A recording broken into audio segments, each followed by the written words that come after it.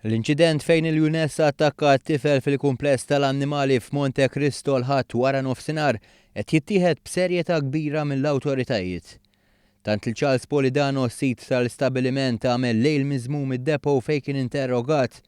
Dan fl-istess ħin li fil-Berġa ta' Kastilja kienet għaddejja laqgħa bejn il-Gvern, il-Pulizija u uffiċjali tal-Awtorità tal-Ippjanar. Il-kap eżekuttiv tal-Awtorità tal-Ippjanar Johan Buttigieg konferma li l-post kien magħluq u li l-ħadd infetaħ illegalment. Il-post ingħalaq wara li f'Novembru li għadda kien seħħ inċident simili u l-awtorità ordnat li jingħalaq. Saħansitra sal-ġimgħa li għaddiet saru diversi ispezzjonijiet li konfermaw li l-park ma kienx qed jintuża. Imma fl-istess ħin irridu nissalvagwardjaw li l-użu tal-post jieqaf kemm jista' jkun malajr. Daka rajnieh, għamilna żmien fejn anke kellna pulizija kważi bl-24 siegħa għassa mal-post.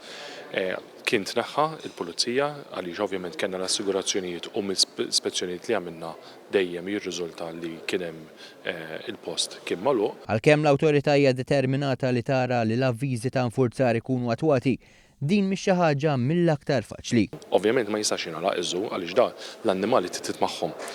Tittuħu ħsieb l-animal welfare tagħhom, ġifieri mhix daqshekk ħaġa faċli. Il-ħadd il-post infetaħ waqt li kienet għaddejja fiera tal-kaċċa. Iżda l-organizzaturi ddistanzjaw ruhom minn dan il-każ u qalu li l-attività kienet issir 200 metru l-bogħod. Mistoqsija dwar il-każ, is-Segretarju Parlamentari għall-Ippjanar Deborah Xkembri qalet li hija determinata li tinstab soluzzjoni. U allura aħna ħassejna li għalkemm dawn l-efforts kollha saru, hemm xi ħaġa oħra li trid issir, hemm xi ħaġa oħra li aħna rridu nsibu s-soluzzjoni għalfejn din l-illegalità titneħħa propju biex il-poplu ma jibqax għal raġuni jew oħra ikun hemm inċidenti bħal dawn li fil-fema tiegħi mhumiex aċċettabbli. Dwar dan il-każ inħatret ukoll inkjesta maġisterjali.